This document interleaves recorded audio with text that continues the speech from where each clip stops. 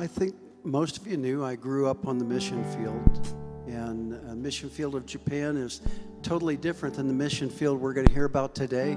It is not a third world country. Japan isn't.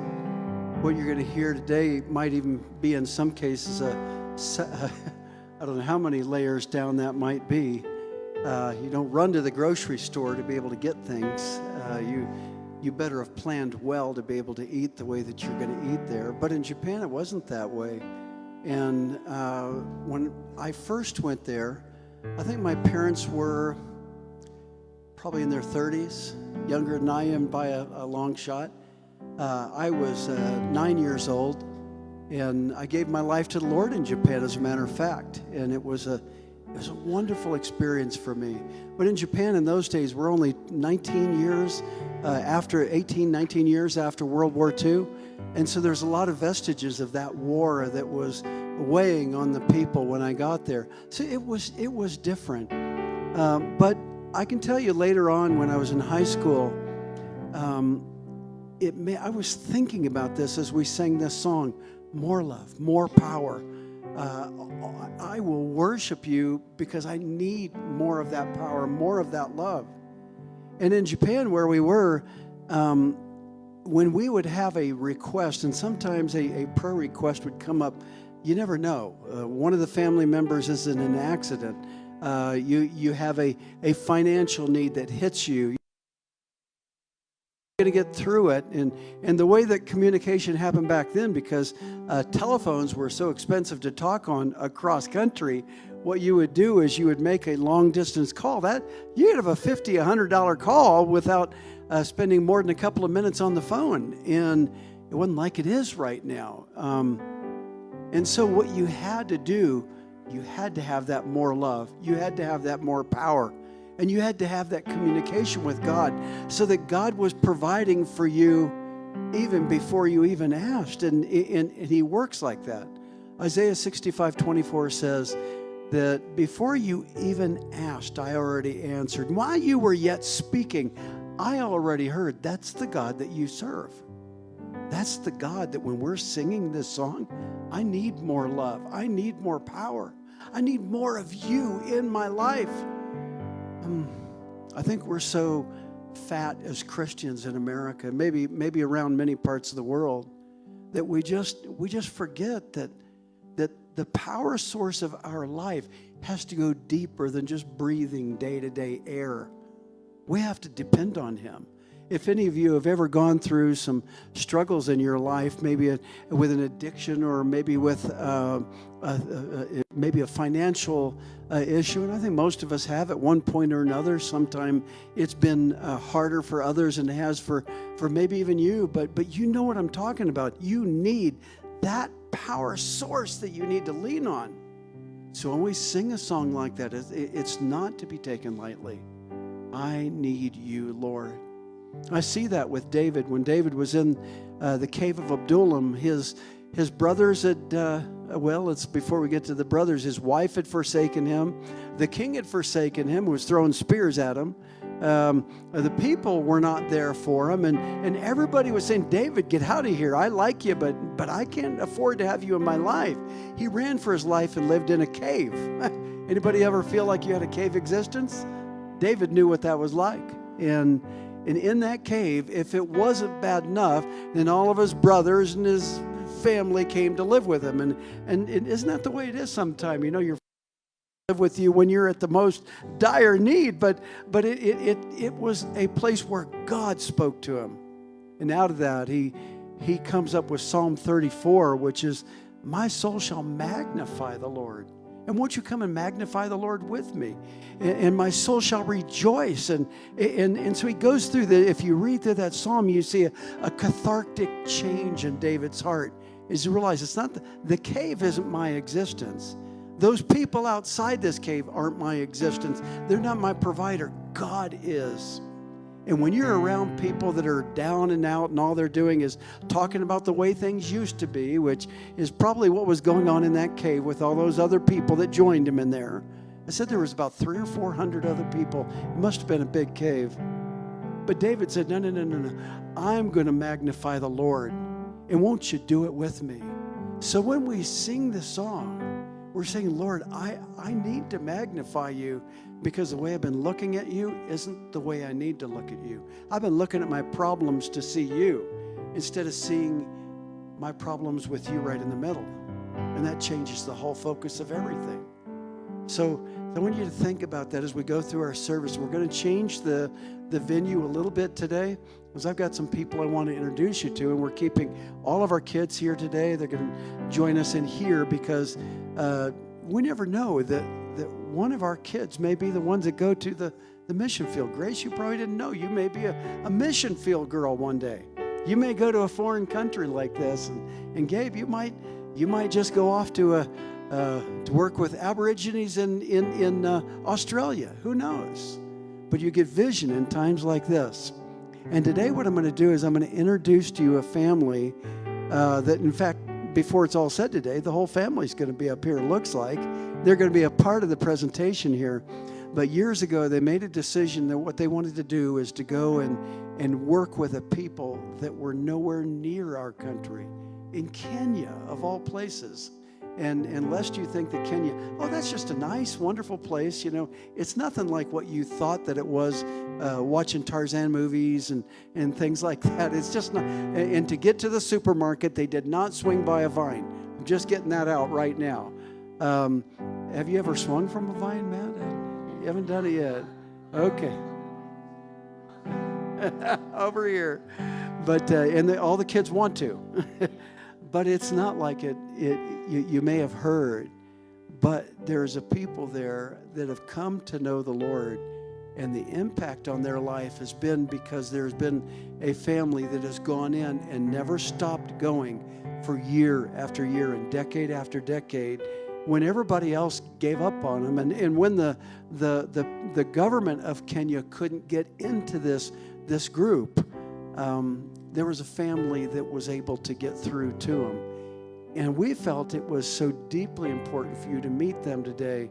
At the end of our story today that they tell, we're going to talk about an event that they have had that has been put in front of them that we're going to get the opportunity to help invest in. And I think I'm saying that right up front here because I don't want you to forget about giving our tithes and offerings. That's important because we need to keep our lights on here, but we need to keep the lights on in a country where the light is so dark. And so Matt and Kathy, I'm going to have you come up here, and I want you to give them just a rousing New Horizons welcome in the name of the Lord. And Matt and Kathy, won't you guys come up here?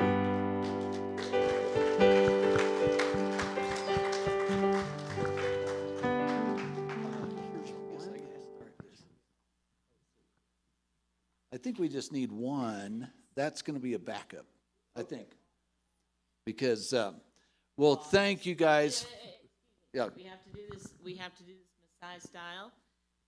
Sir, you have the chief talking stick. All right. You can only talk if you've got the stick here. And this actually was given to us as a gift.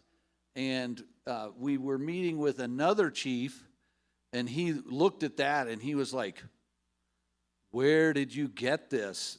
Because I guess it's an old, very traditional, that this is like, he was like, "I wish I had one as nice as yours." So, but again, I'm Matthew Collier. This is my beautiful wife, Kathy. And we've been going to Kenya for 11, 12 years now. And God has been doing crazy, amazing things. I am going to sit down there with the grandsons and help do this and turn it over to my wife. And the one thing I wanted to say is I really feel like she has a prophetic word for this church as a congregation, more than just sharing our testimony too. Uh-huh. So here, he's the stick holder. Now you turn it over to Mimi. This is Nathaniel, our youngest grandson. He's helping today. And yes, this truly is a chief talking stick, and it's amazing Because you can be at an event where there are thousands. I'm not talking hundreds. And it's open air, outdoors, no microphones. No microphones. And a chief does this. And you can hear a pin drop. It's amazing. It's just amazing. So anyway, we do want to take you on a journey to Kenya. I'm so blessed that Pastor Rob offered this. I didn't ask him. He offered, and I said, absolutely.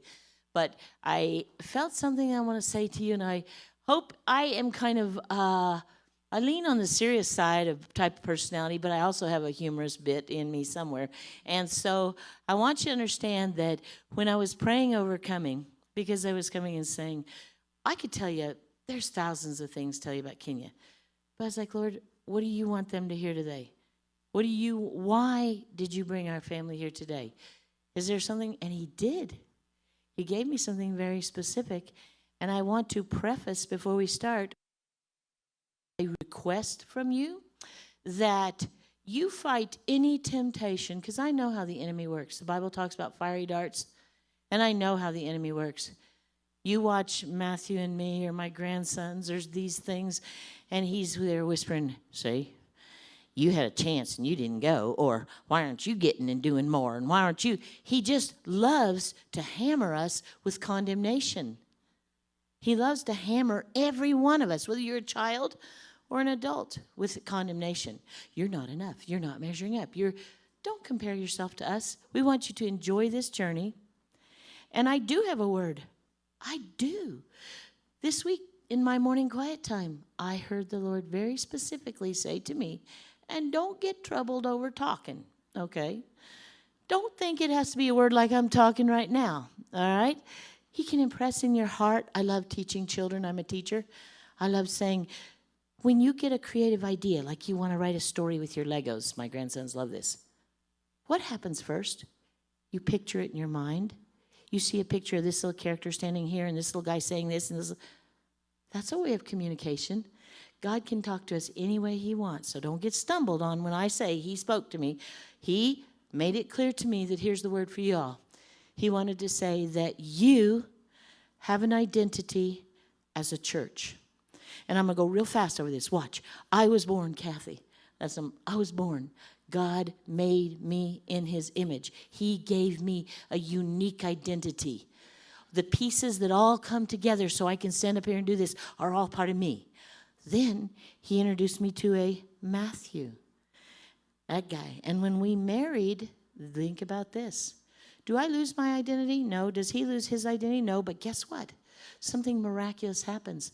The two of us now have a special identity, something we're going to go through this world together, individually unique. You know, I just think that's like the Trinity, isn't it? The Father, the Son, the Holy Ghost. Individually unique, yet together stronger and a new identity. I could never do Kenya without him, and he could never do Kenya without me. We couldn't do the education work. We're a team. And the Lord said, you, this church, have a special identity from him. Did he tell me what that identity was? No. That's for you to ask him what it is.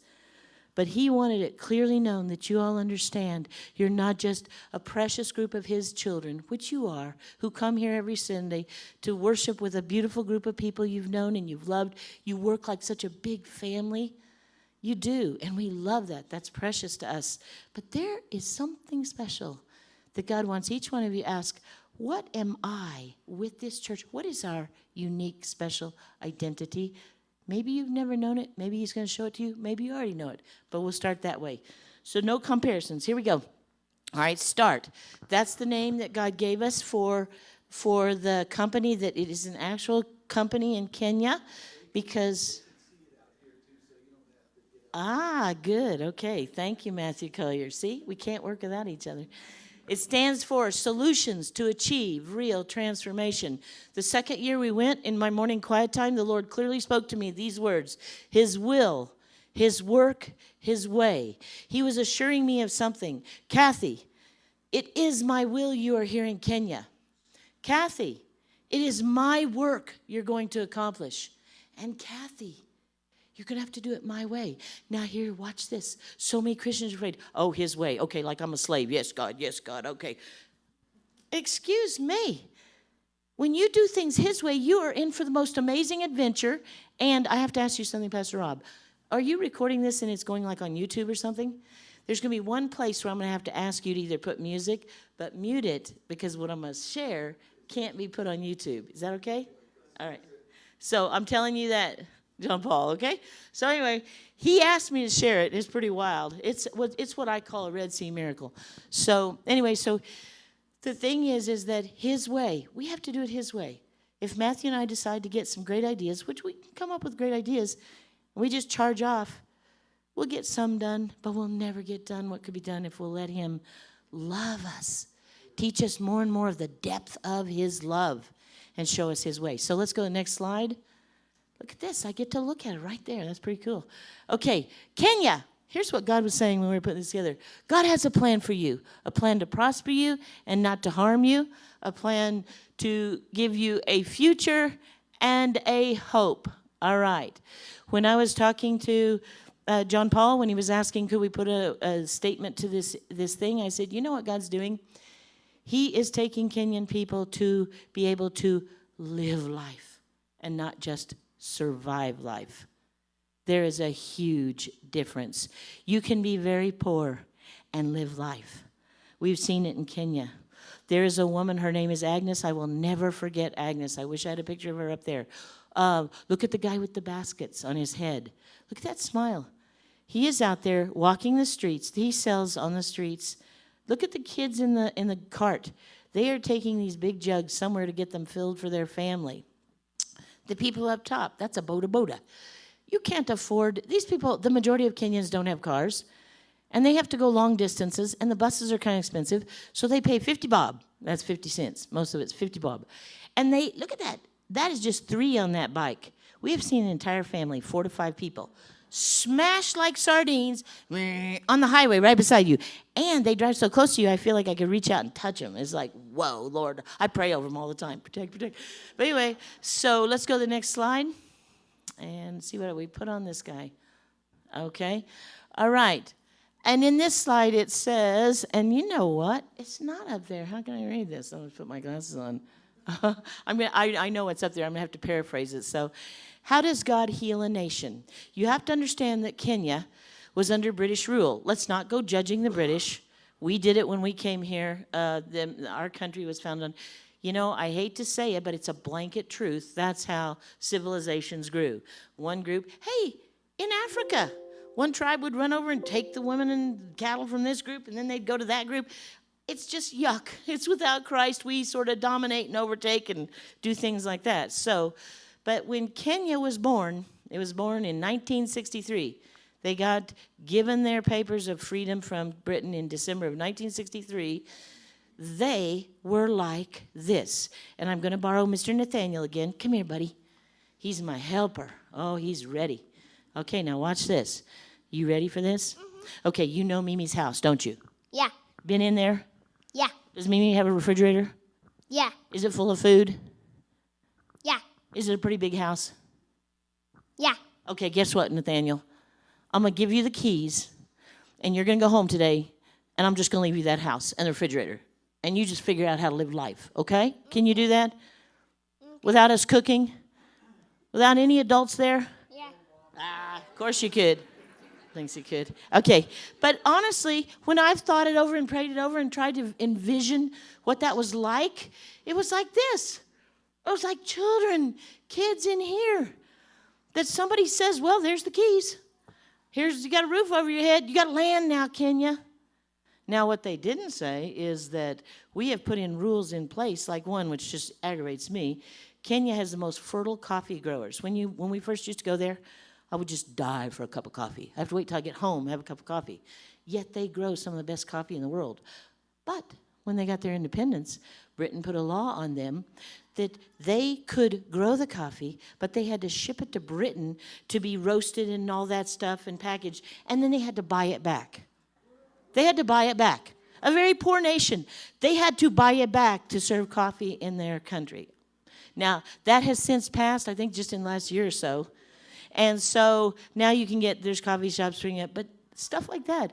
They were just for the most part, uneducated people who had been dominated for a long time, had certain laws and things going on they didn't quite understand, and they were given the keys to a house that said, there's food in the fridge, there's food on the land, there's fields. Figure out how to do it. No training. Figure out how to do it. Set up a government. You're young. Okay, so anyway, so God has to heal this nation. And if you don't think he isn't doing the most beautiful work, wow, it's a miracle to see what he is doing. So he starts the same way he does with all of us. He takes us to the deepest places of showing us who we really are, okay? And I love when I get a chance to share this with Christians, because many Christians grew up in an environment well-intended, but ruled over, like this. Now, God's not going to be happy with you if you do that. God doesn't want you to do this. God.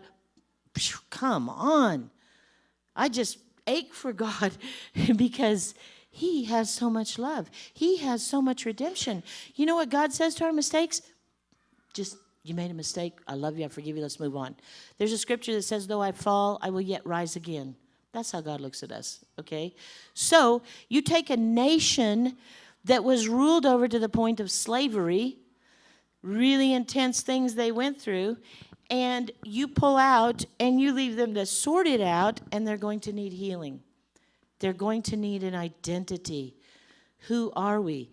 Because I don't have time going to it, but there was, the British wished that it had all been burned. They tried to burn a bunch of records when they pulled out, but they were great note takers. And there's one note that was sent from one big high guy to another big high guy, and it said, the only way we're going to subdue these people is to destroy the family. Sound like something going on in our country right now? That's what they said. We're going to have to destroy the family structure. And boy, did they set out to do that. So Kenya's regaining its identity. Kenya's in a process. Our friends call it a young man. It's regaining its identity. Let's go to the next slide. Okay, so when we first went to Kenya, Matthew heard the Lord say, I have a dream, and I'm allowing you to be part of it. In a nutshell, God took us in through education. Both Matthew and I are teachers, and it's a wonderful long story. If you don't believe God can't use Legos to do his kingdom work, he can, and he did. Took us in through a Lego Foundation education project, took us to Children First. He took us from there to the Maasai, which was a people group. It's like you step back into a history book somewhere. Okay, and now he's got us right now working quite a bit with young Kenyan entrepreneurs, because the majority of Kenyans, if you could afford to go to high school, that was good, but that was it. Your education ended. Because education is, quote, free in Kenya. Don't judge them. They don't have the money to do this. But you have to pay for a uniform, and you have to pay for a building fee. And in most cases, it is the amount of money that a struggling family will make in a year for one child. So a lot of children don't go to school beyond 8th grade. It's cheaper up till then. Okay, next slide. And yes, we took all those pictures. We've been in each of those schools. That's a Maasai man up in the corner. Okay, this is our first original written song, the chorus, written by Susan. We're going to sing with her. Wait, face them. These are the Maasai women. Ready? Ready? Here we go.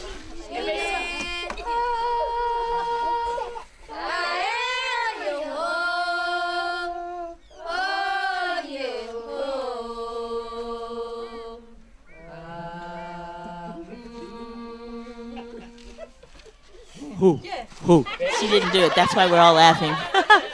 But what that was... Hey, and the men. Okay, what that was is that we learned very quickly. You are really hurting God's work if you go over there with a big wallet and you want to just, here I am handing out money. Here I am handing out money. Oh, you're poor. You need some money. Here, let me get. You hurt them. You insult them to do that. If you give them an opportunity, here, can you carry my bags? Here's $5, and you overpay, of course. Can you do this? Can you do that? You bless them. And so with the Maasai women, we bought jewelry and things, but it just wasn't enough. You can only have so many necklaces and things. And I told them, I tried, because they're teaching in that group, there were 2 that spoke rugged English. The rest don't.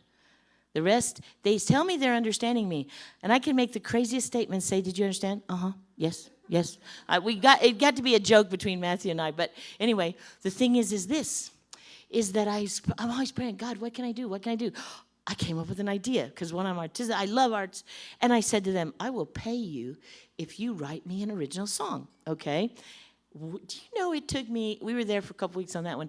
I had to go back several times to explain what original meant. I was using examples, my two little interpreters, and trying, like I used an example, like a monkey swinging in the tree. He jumps on me, you know, something like this. Well, then the next day I came, I had songs about monkeys. I had statements about monkeys. And then I talked about something eating my field, or, it was crazy. Finally, one woman, Susan, she had the most beautiful, I wish, it's in my notes somewhere what that means. But she had the most beautiful melody and 2 lines of a song. And it was real, and it was, I was so excited. So, Matthew, you got to film this. And one of the women made a joke, because the Maasai men are always doing this, and jumping, thing they do. And so one of the wives, these are all wives of Maasai men in that boma, after we sang that second line, she would go, but she wouldn't do it for the film. But it was really hilarious. So they all got paid. So anyway, that's beautiful. Go to the next one, Matthew. Okay, so start right now. We want to show you what it's doing right now. And Matthew's supposed to be timing for me, but he's not showing me. Oh, good. Okay, thanks. If you think I talk fast, you know what they say to me in Kenya? Kati. They can't say H. It's Kati. Kati, slow down. They say it all the time. So, but I want to make sure I finish this. But the thing is that, okay, so we started with Legos. We went to schools. We had a pilot project. We had to go to schools with electricity, because my husband's great with technology and robotics, Lego robotics and things like that. So we got this grant, this by God miracle. You got to understand this. Boy, I never applied for anything like this, but we get this. We take all this materials that was donated, arrive in Kenya. We have pilot schools. We go to them. I still love those schools. We still work with those schools. And we walked away from that trip and went, this isn't going to help Kenya. Those kids are so expensive. But we did it faithfully for years. We followed through with the project, still went through it. And I think there were pictures earlier on. Whenever you see a technology-looking picture, that's one of those. So, but we started getting a heart for God. There's got to be education for the kids that sit in these schools where it's corrugated walls. You know that tin that goes like this? The walls and the roofs are made like that. In fact, they have 3 rainy seasons where we went to one school, it was pouring so loud, we were shouting to talk to the teacher this far, and we decided to come back the next day. We had to hope the rain would quit. You could not understand a word, right? Close proximity. So, and in fact, that school, it's in the school with the little narrow benches there, where you have 4 kids at a bench. That's what a lot of schools look like. It has a dirt floor. Now, this one has sort of a plaster wall. Many of them have corrugated metal walls and a corrugated metal roof, and they just sort of cram in. They don't use textbooks. They had these sewn composition books, like you buy for your kids or grandkids to use to take notes in. They use those, and they take notes. When we first started going, the biggest shock to me was to walk into a high school science chemistry class, and there was a chalkboard that was, if you just cut off about 1.5 feet of the bottom of this screen, it was that big, and from top to bottom in chalk, not a whiteboard, in chalk were chemistry notes. And these kids are sitting at tables just furiously writing down all these notes because they have to memorize all those notes, take a national exam, which if you don't pass, school's out, you're over, you're done, no second chances. It's a fear-based education system. Does the government intend it that way? No. That's left over from the British. Okay? And it's just a system that they got used to. They're trying to change it. It's just real slow. Well, so in comes, God sends Legos, and then he sends us to meet a team of young adults, young entrepreneurs. The head of our team is named Wilson. You'll see him at the very end. Wilson could have been a story. He could have been a street boy. That's what they call the kids. You see it in movies, the kids that, and you see it in real life there. You pull up to a red light, and if your windows are rolled down, they're right there in your face. Hey, buy peanuts, buy this. Can I have this? Do you have this money? Can I have this? Can I have this? Okay, street boys. Okay, they beg a lot. And so his father left them, and you never know why. He could have gone up country. They call it up country for work. Gotten killed. Never. Sorry, kids. We don't know that. Lion didn't eat him. He was all right. Anyway, he did not come home for a long time.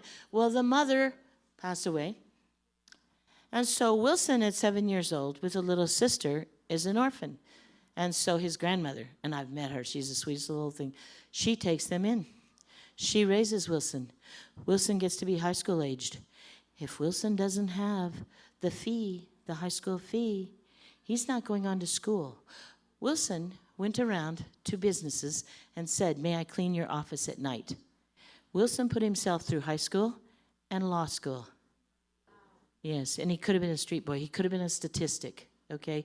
God is raising up such a hunger among the young adults, a passion for entrepreneurial opportunities. So START was formed. START has a vision to make materials available to these schools that have dirt floors, no textbooks, and like a school we just adopted is the teacher was sad. PP1 stands for pre-primary 1. That's preschool. PP2 stands for pre-primary 2, and that is kindergarten, okay, in our country. PP2 is graduating. They're taking their national exams right now. They will go to first grade next week. They do not know their right hand from their left hand.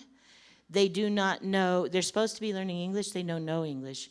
They hardly can count. They don't know their uppercase and lowercase letters, and she is grieved. Did I mention she has 50 children in her room? 50 children, no textbooks, little materials. Well, START has come up with something. These blocks that you see right there, it's been over a year in the making. God started giving us an idea. Okay, you can't use cardboard. It'll fall apart in Kenya. It'll get trashed in a week. You can't do this.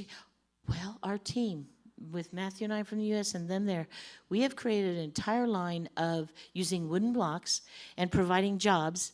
We have a woodcutter who comes to the shop, the office. He comes and he cuts, you know what, you won't even believe this. We took a saw, we flew a real saw, a nice table saw there, and he was there Friday, and the only reason he didn't cut 700 blocks is he ran out of wood. He cut 500 blocks yesterday. And you know what?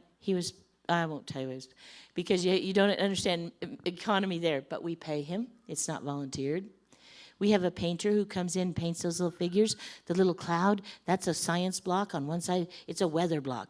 And it's got a cloud for windy, and it's got a rainy side. And the little brown one in the middle, that is the stages of a seed growing.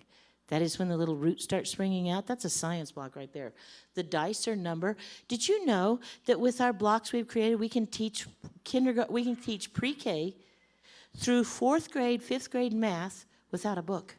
With our blocks. We can teach addition, subtraction, multiplication, division, greater than, less than, all of it with our blocks. And our blocks cost a pittance of what people are charging Kenya. People will come to Kenya, companies, and say, "Oh, we've got the greatest materials. Give us your $1 million.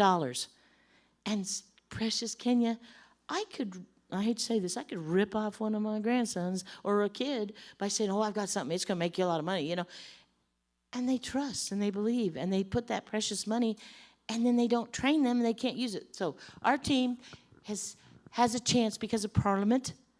Parliament has come to our team, and they have elections there, but they have a parliament like Britain. Okay, so they have come. They're already talking to us. They've come and observed. We're doing a pilot program at a preschool and a kindergarten, and they have sent members secretly to watch and ask, "What is this?" They didn't even tell us they were going. And the teacher's going, "This is amazing. Look at the kids. They're already right, left, letters, this and that." So the bottom one is this little cement-like stuff. And I'll have to wait and see if I can show you that at the table. So go to the next slide real quick. See, I was going so fast I could slow down. Here it is. Oh, wait, pause. Can you pause that? Who is pausing it? Can you pause that? Okay. All right. Thank you so much, techie lady. I should have a little note or something. Show me. I got to show you something. Talking about identity, talking about legacy. I was on a phone call one morning to Wanji, one of my team members. You'll see her in this film here. Most beautiful, sweet girl with the most amazing story, how she's a part of START. And my grandsons came over that morning, and she and I are talking. We're talking about piloting this program for the little kids. And I said, Wanji, those kids need to learn how to have fun. You go in some of those classrooms, and it's just like, it's a fear-based system. I said, little kids need to be crazy and sing. And I looked at my grandson. I have one grandson who's got a gift of music going out the gazoo. And I said, Caleb, he's talked to Wanji and Wilson. They have talked a little, even a little Swahili. And I said, Caleb, do you want to write a song for Miss Wanji? He said, sure. That's my beautiful grandson. We get off the phone. He goes outside on my deck. It's nice, warm. He comes back in and says, Mimi, I got the song. So come here to Caleb. Oh, and Toby. Toby's going to help. I want you to see. Watch. When I say you have an identity here that can change them there, watch. Okay, you ready for this? Okay, go. Oh, and he did write this. I didn't do this. Okay. I start learning and I love it. I start learning and I love it. I start learning and I love it. Bougie, bougie, bougie, bougie, hey! All right. So anyway, I was so excited. I filmed that little clip and I sent it on to Wanji. She sends him back a personalized note. I love your music. You keep doing that. She said, the only thing I'll change is in Kenya, we do something like, hey. And watch. They had to go to this little school. They had to first say it in Swahili. I don't have time. We were going to put the Swahili one on. She taught them Swahili and what it means because they're supposed to be learning English. And watch this. All right, go. That's Wanji.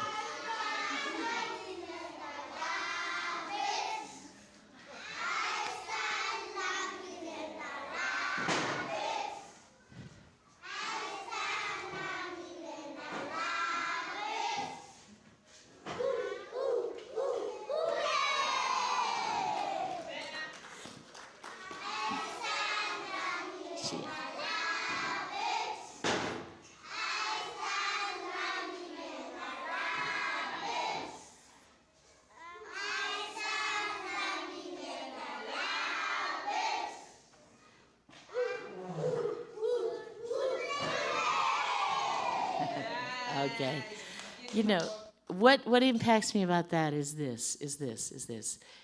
that I got the joy of going starting 11 years ago. This little guy wasn't even born. Look what he just passed on to Kenya, sitting right here. He's not going over there, but look what he just passed on. And he's working on some other little ones. So we feel that is the message God is bringing to Kenya in every way, shape, and form. I don't care who you are, whether you're very poor in Kenya, whether you're very rich, I'm healing you. God's saying, I'm healing you. I'm bringing you to a place to know your true identity, who I made you to be, all you have inside of you. Wonderful journeys with me ahead, says God. So go to the next one. I'm going to tell you why I came to Pastor Rob about 2 weeks ago, because in my morning quiet time, my heart was about to break, literal. And I was saying, God, there's one member of our team. His name is Theophilus. Okay? He's the man with the big smile there. We met Theo about 9 years ago when he was just a single young man, a teacher at a school, one of our first Lego schools. Hungry, wonderful, loves tech man. He has worked alongside of us for all these years. And I was telling Pastor that when COVID hit, we all don't need to revisit the difficulties and how difficult it was for all of us. But in our country, it was hard. But we have no concept of a country where the people live, where you maybe make $2 today. You spend that $2 to pick up a few cabbages, some potatoes on the way home. You cook and feed your family with that. Then you go back the next day. Well, all those little stands closed, everything. We have no idea the impact. Theo they don't have a middle class really. It's starting to come out in Kenya. But he was a working young man. He was not just selling potatoes which is a lot of people do it. He worked for a computer shop, managed a cyber cafe, okay, before COVID, and he made $200 a month. Okay, he's married and he has 3 little children, so he makes $200 a month. Just do the math. You got to pay for your building, you got to pay for food, all that stuff. his place closed down, okay? A job like Theo's doesn't just open up quickly when COVID goes away. So he was part of some stuff we were doing, and we applied, Matthew and I and Start, applied everything we had to pay him to do some online work, some different little things. But there came a point where we ourselves could not, okay? We do invest. Matthew and I have a monthly amount that is ours. We love it. We thank God he's always provided it for us. But Theo had to separate from his family. His wife Esther's at the top. There's a little boy, a little girl, and a new baby. The family had to move up country. They call that up country. She's from Uganda, near Uganda. He had to stay where they lived to try to keep earning money, just enough to send her for food and stuff. They had been separated for almost a full year because it just, how do you get back on your feet? And he is not the guy out at the corner, and I'm not knocking them. I give money, I give food, but he is a man that has walked and walked the streets looking. He works with Start, but Start only has a tiny amount. We have, long story short, I've just been feeling for months, God, Theo has to be rejoined with his family. They have to come back together, okay? And it's not Start, it doesn't make enough money to do that. We hire, our little part-time people and things like this. So I came to pass, this idea started brewing in my head. What if a group, I don't care if it's an individual, I don't care if it's a group, I don't care who it is, but what if somebody adopted Theo and his family? Adopted them. And the figure God gave me was for 10 months. Give him 10 months to come back together. He's a hard worker. All those films you saw of the little kids, he did that. He's very talented, hard worker. It's just the little amount we can pay him salary each month is not going to bring them back together because he's got to pay for his apartment, his food, the stuff. So anyway, the thing is that in my quiet time one morning, I just felt like I was going to explode. I was like, God, I just don't know where to look. I don't know where to look. But I can't shake that somehow we've got to be part of Theo getting back together. And God dropped Pastor Rob into my mind, and I thought, called Pastor Rob after it was time for him to be awake and said, are you going to be at the church today? He said, yeah. Can I come over and tell you something? And I wanted to deposit it with him, and I'll tell you why. I have learned one thing with my Kenya walk. The impossible becomes possible when you are faithful just to ask, just to go out, just to see. And I tell the president the story because that is so impossible, but it's possible. That will forever be part of our legacy. Wilson, it will forever be part of the story, okay? And so Pastor Rob listened to this. We had a wonderful talk. We've been praying about it. He said, come talk to my church. And we'll go to the last slide real quick. I want to show you our team. Believe it or not, that's our office. Our office, that little peaked roof, sits above a bookstore.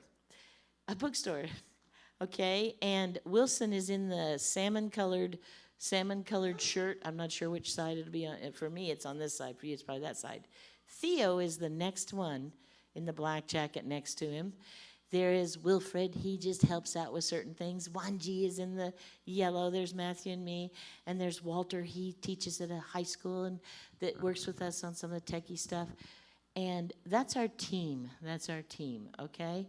And we wanted just to come to you all and say, Pastor Rob will have to take the leadership role of this, but could we ask this church to adopt Theo and his family for 10 months? Because watch this, and it's going to sound like a lot, but watch. For $4,500, that's $450 a month, Theo can have his entire family with a good apartment. We've already found it. He gets his monthly salary. He's working with Start. He has food. His children will go to school, and they are back together as a family. And so that is how it came to be. And this says Karibu, Kenya, which is welcome to Kenya. When we're done here, we brought some porridge. It's from Kenya. It's made over there. It's hot. If you want to try some porridge, that is a staple. Like most of the school kids, they don't eat breakfast. Every school provides about 10 o'clock this cup of, they drink it, porridge. And we brought a whole bunch of things from Kenya for you to touch the land of Kenya and see, and my grandsons can answer questions and that's it. So thank y'all very, very much for sharing, for letting us share about this.